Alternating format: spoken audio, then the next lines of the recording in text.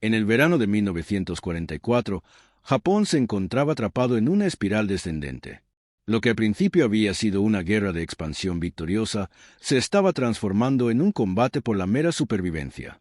Los portaaviones japoneses habían sido hundidos en Midwa, la producción de aviones estaba disminuyendo por la falta de materias primas y los pilotos jóvenes eran enviados al frente con apenas unas semanas de entrenamiento. Sin embargo, todavía había una esperanza en el corazón de muchos aviadores, la creencia de que, con suficiente coraje, podrían detener el avance estadounidense. Ese optimismo comenzó a resquebrajarse cuando apareció un enemigo jamás visto.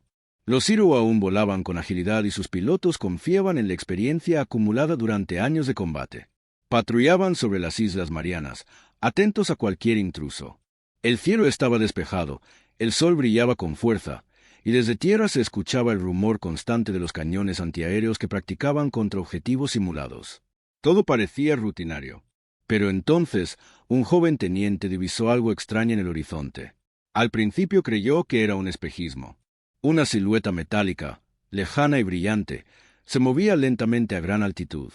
No tenía las proporciones de un caza, tampoco las de un bombardero mediano. Era mucho más grande. El piloto parpadeó varias veces, ajustó sus gafas y volvió a mirar. La figura crecía a cada segundo, imponiendo su presencia con una calma perturbadora. Con nerviosismo, avisó por radio: «Veo algo enorme, parece un dirigible con alas». Los demás compañeros rieron incrédulos, pensando que el calor lo estaba confundiendo. Pero uno tras otro, todos comenzaron a divisar la misma imagen. No era un espejismo, era real. Cuando lograron acercarse un poco más, se dieron cuenta de que estaban presenciando el nacimiento de un monstruo. Era el Boeing B-29 Superfortress, el bombardero más avanzado de su tiempo. Sus alas parecían extenderse hasta el infinito. Su fuselaje plateado brillaba con la luz del sol como una espada colosal suspendida en el aire.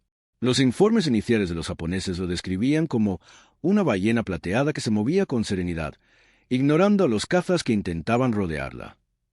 Ese fue el primer golpe psicológico. Un avión de semejante tamaño no mostraba señales de temor ni de evasión. Avanzaba majestuoso, con un rugido grave que se escuchaba incluso a kilómetros de distancia. El asombro se mezcló con el miedo. Los pilotos japoneses sabían que, si ese aparato llegaba a sobrevolar sus ciudades, nada volvería a ser igual. El mito de que la habilidad del piloto podía compensar la inferioridad tecnológica se tambaleaba ante sus ojos. El B-29 no solo parecía un avión. Era, para ellos, un presagio del fin. El primer instinto de los pilotos japoneses fue atacar. Era su deber, y además estaban convencidos de que, si lograban acercarse lo suficiente, el enorme bombardero caería como cualquier otro. Se lanzaron en picado con sus cazas Zero, confiados en la maniobrabilidad que tantas veces les había dado ventaja en batallas anteriores. Pero lo que ocurrió después los dejó desconcertados. A medida que los Zero se aproximaban, las torretas del B-29 comenzaron a moverse de manera automática. Era como si el avión tuviera ojos en todas partes. Desde la parte trasera, desde el vientre y desde la cola, cañones calibre 12,7 milímetros escupían fuego en todas direcciones. El cielo, que unos segundos antes estaba limpio y brillante, se llenó de ráfagas de trazadoras que cruzaban como relámpagos anaranjados. Los pilotos japoneses no podían creerlo. Estaban acostumbrados a bombarderos que necesitaban defensores en formación, pero aquel gigante parecía llevar consigo un escuadrón entero de artilleros invisibles. Intentaban acercarse por los ángulos muertos, pero el B-29 giraba lentamente y, como si lo hubiera previsto, otra torreta aparecía en su camino. Un Zero logró disparar una ráfaga contra el fuselaje del bombardero. Las balas impactaron en el metal brillante, pero apenas dejaron abolladuras superficiales. El piloto japonés gritó por la radio: «No se hunde, es como disparar contra un muro de acero». Sus compañeros escuchaban con incredulidad mientras intentaban maniobrar entre la lluvia de proyectiles que venía de aquel monstruo volador. La impotencia crecía con cada segundo. El B-29 no solo era difícil de dañar, sino que además volaba a una altitud a la que pocos cazas japoneses podían llegar con comodidad.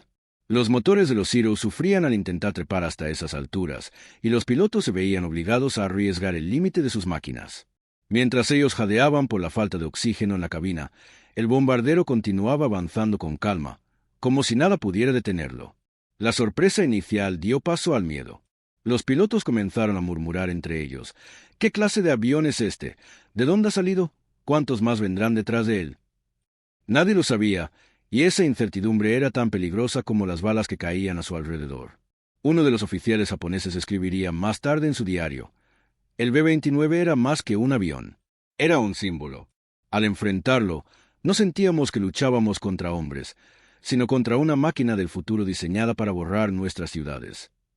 En esos primeros encuentros, apenas algunos B-29 sobrevolaban las islas, pero el impacto psicológico fue devastador. La sensación de invencibilidad japonesa, tan arraigada desde los primeros triunfos de la guerra, empezaba a quebrarse en lo más profundo del espíritu de sus pilotos. Con cada nuevo encuentro, los japoneses comprendían que el B-29 no era simplemente un avión más, sino el anuncio de una era diferente. Hasta ese momento, la guerra aérea había estado dominada por cazas ágiles y bombarderos medianos que necesitaban escolta. Pero el Superfort 3 cambiaba las reglas del juego. Era como si los estadounidenses hubieran tomado todos los avances de la ingeniería y los hubieran puesto en un solo aparato. Lo primero que llamaba la atención eran sus motores. 4 gigantescos Wright 3350 duplex ciclone rugían con un poder que dejaba atrás a cualquier motor japonés. Mientras los Zero se quedaban sin aire al intentar alcanzar los 10.000 metros de altitud, el B-29 se paseaba cómodamente por esas alturas, como un ave que domina el cielo sin esfuerzo. Los pilotos japoneses lo miraban con rabia y frustración, sabiendo que estaban luchando con máquinas que pertenecían a otra década. Además, el bombardero no era solo fuerza bruta. Su sistema de presurización permitía a la tripulación respirar sin dificultad a altitudes que dejaban exhaustos a los cazas enemigos. Mientras los pilotos japoneses sentían mareos, visión borrosa y el peso insoportable de la falta de oxígeno, dentro del B-29 los estadounidenses podían moverse, comunicarse y hasta beber café caliente. Esa diferencia invisible convertía cada batalla en una lucha desigual. Las defensas automáticas del Superfort 3 eran otro golpe directo al orgullo japonés. Los artilleros podían apuntar desde estaciones remotas, controlando varias torretas a la vez gracias a un sistema de puntería por computadora, algo revolucionario en la época. Para los japoneses, que aún dependían de cálculos manuales y experiencia instintiva, aquello parecía ciencia ficción.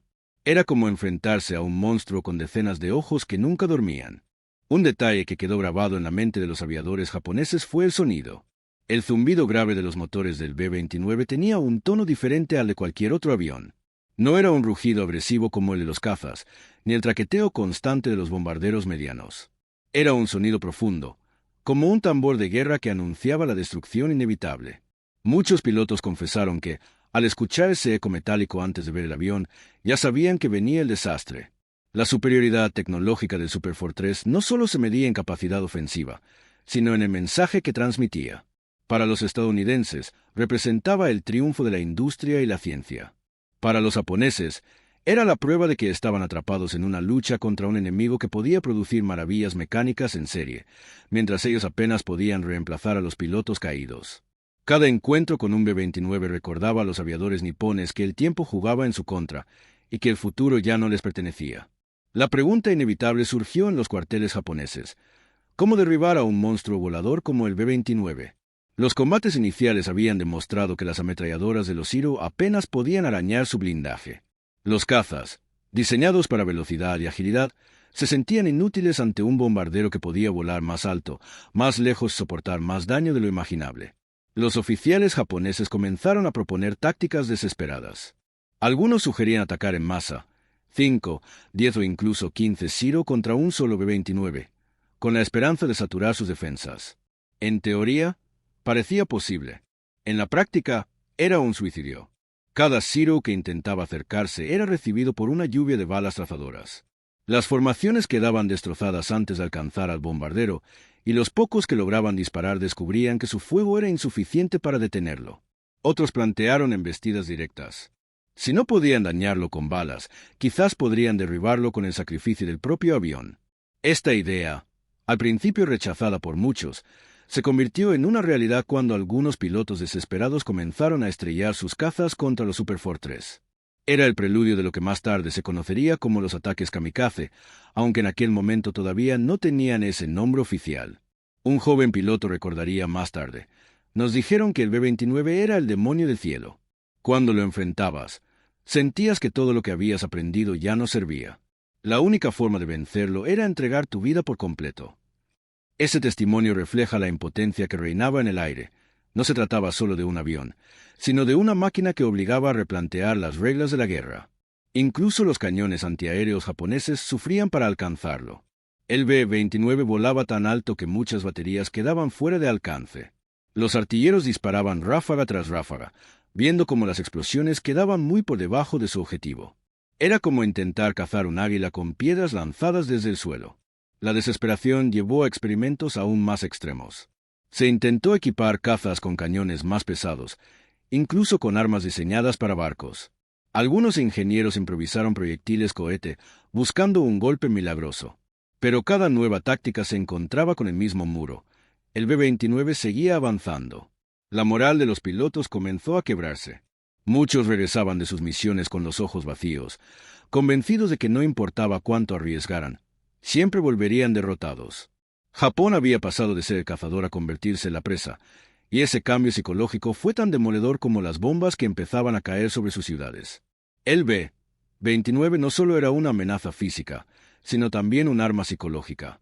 Desde el primer momento en que apareció en los cielos de Japón y sus territorios ocupados, su sola silueta se convirtió en un símbolo de miedo y desesperanza. Los pilotos que lo enfrentaban regresaban a las bases con relatos que parecían increíbles. Es invulnerable, es demasiado rápido, es como luchar contra un dios del cielo. Estas frases se repetían una y otra vez, hasta convertirse en rumores que corrían como pólvora entre las tropas.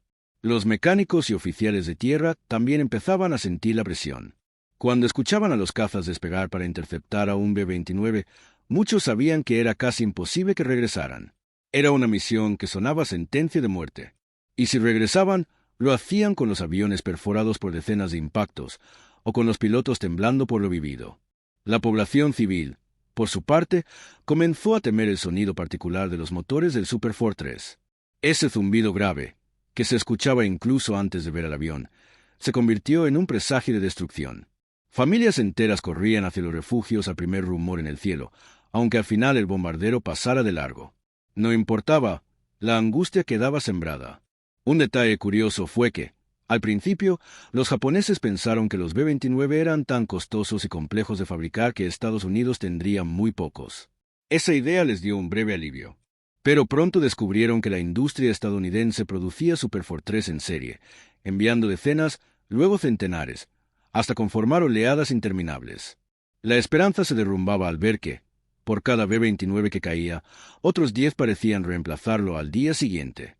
Los propios pilotos estadounidenses eran conscientes del efecto psicológico que generaban.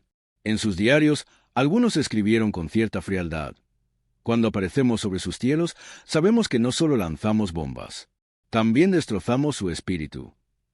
Esa convicción era tan poderosa como las bombas incendiarias que caían sobre ciudades enteras. La guerra en el aire había cambiado de naturaleza. Ya no se trataba únicamente de destruir fábricas o bases militares, sino de quebrar la moral del enemigo.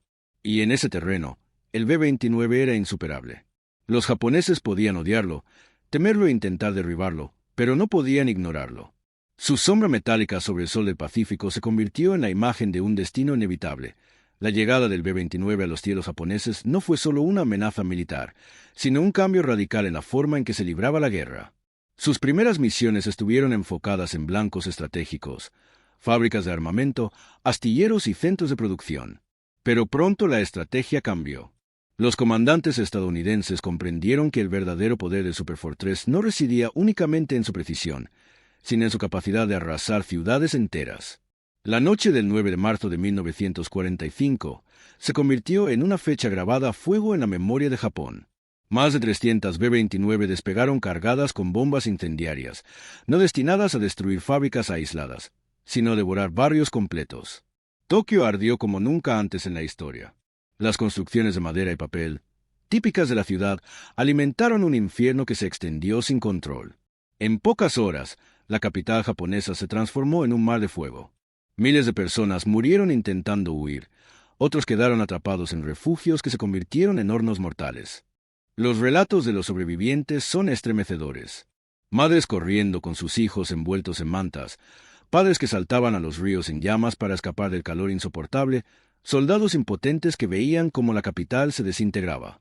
Aquella noche murieron más de 100.000 personas, una cifra mayor que la de muchas batallas en el frente. Tokio ya no era un campo de combate, era un cementerio ardiente. Y lo más impactante es que no fue un hecho aislado. En los meses siguientes, ciudades como Osaka, Kobe y Nagoya corrieron la misma suerte. Cada incursión de los B-29 significaba devastación asegurada. Los japoneses comenzaron a entender que no había defensa posible. El enemigo podía destruir sus centros urbanos a voluntad. Los refugios antiaéreos se llenaban hasta reventar, pero la gente sabía que no eran garantía de supervivencia. El terror ya no venía solo del cielo, sino también la certeza de que ningún lugar era seguro. La moral del pueblo japonés se quebró aún más. No se trataba solo de perder batallas militares, sino de ver cómo la vida cotidiana desaparecía bajo las llamas. Las calles que antes rebosaban de comerciantes, niños jugando y familias enteras, se convirtieron en ruinas humeantes.